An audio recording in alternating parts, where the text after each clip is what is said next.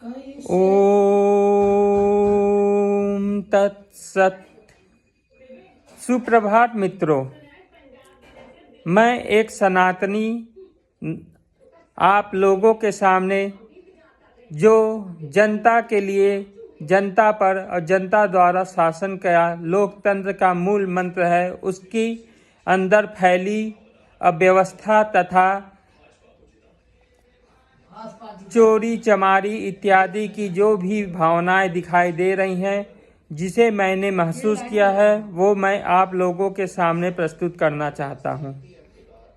जैसा कि आप जानते ही हैं, योगी और मोदी की जोड़ी बहुत जोर शोर से महाकुंभ के प्रचार प्रसार में लगी हुई थी और उसके साथ ही इस प्रचार प्रसार के साथ साथ सुविधाओं की बड़ी बखान कर रही थी और अपनी पीठ थपथपा रही थी।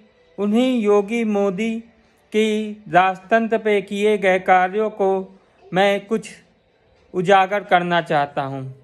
वैसे तो सभी सनातनी राम श्याम अर्थात कुंभ, महाकुंभ या किसी भी तीर्थस्थल पे जाने के लिए हमेशा अपने जीवन भर की कमाई का उपयोग करते हैं तथा इसीलिए धन संचय करते हैं कि उन्हें लास्ट में अपने जीवन में कुछ सुख सुविधाओं को प्राप्त करने के लिए, अपने कर्म करने के लिए तथा अपनी इस लोक के प्राप्त समस्त अच्छे विचारों को और बढ़ाकर परलोक के लिए अपना एक स्थान स्थापित करें।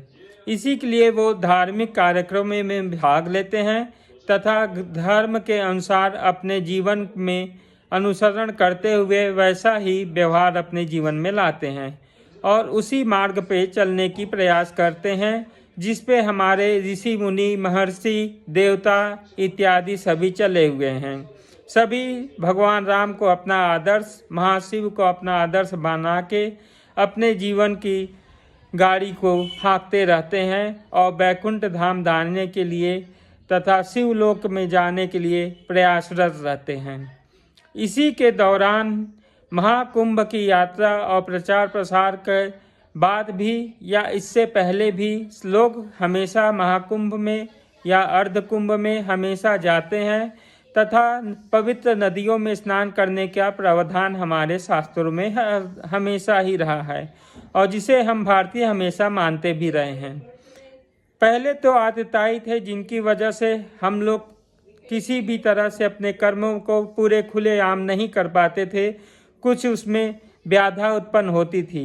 लेकिन अभी जो धन के पिपासी तथा जो प्राइवेट संस्थानों द्वारा गवर्नमेंट के सभी कार्यों को संचालित किए जा रहे हैं, आजकल वो सबसे बड़े धन उगाही के मार्ग बन गए हैं, जिसकी वजह से हम भारतीय अभी भी उसी तरह की परेशानियों से घिरे हुए हैं। जैसे कि मैं अपनी इच्छा के अनुसार अपने परिवार के साथ महाकुंभ में जाना चाहता था।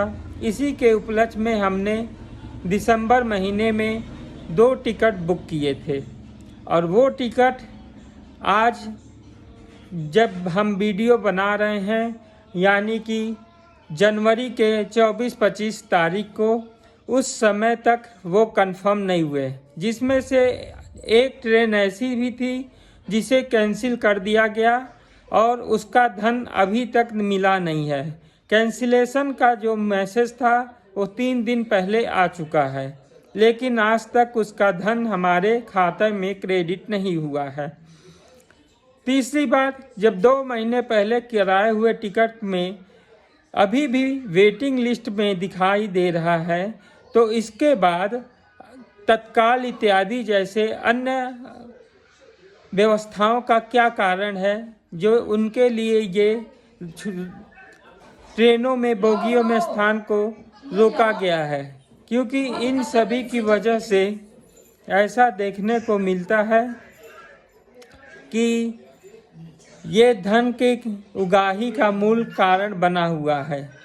इस उगाही की वजह से ही हम लोग हमेशा से ये देखते आए हैं समझते आए हैं कि हर परेशानी के कारण सरकार के द्वारा किए गए कर्मों को, जो कि वो गवर्नमेंट में न होकर प्राइवेटेशन या एजेंटों के माध्यम से कर रही है।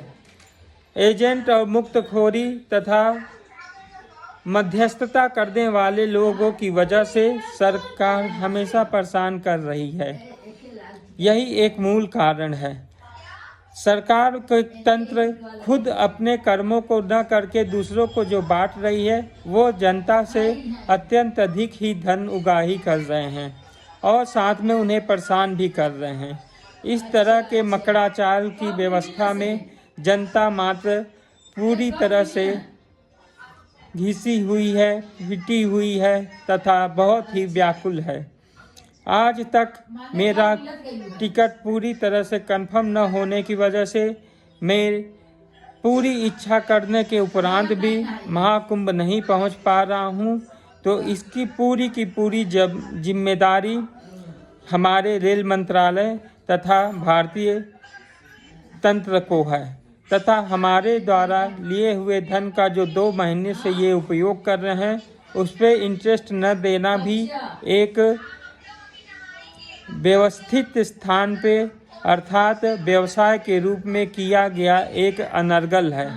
और हमारे धनराशि का जो वो उपयोग कर रहे हैं, उसके अगेंस्ट में हमें हमारा धन के साथ साथ उस पर इंटरेस्ट लगा के पूरी राशि लौटाना इनकी एक जिम्मेदारी है। लेकिन ये ऐसा प्रावधान न करते हुए ये बहुत ही घटिया किस्म की व्यवसाय तथा तंत्र का व्यवस्था दिखाई देता है। इसमें मैं अन्य संस्थाओं से भी उपयोग कहूँगा कि प्रत्येक दिन घोटाले करने वाले ये और शोषण करने वाले ये तंत्र को ख़त्म किया जाए और पूरी तरह से हमें पूरा धन और सुविधाएं प्रदान की जाए। जय हिंद, वंदे मातरम।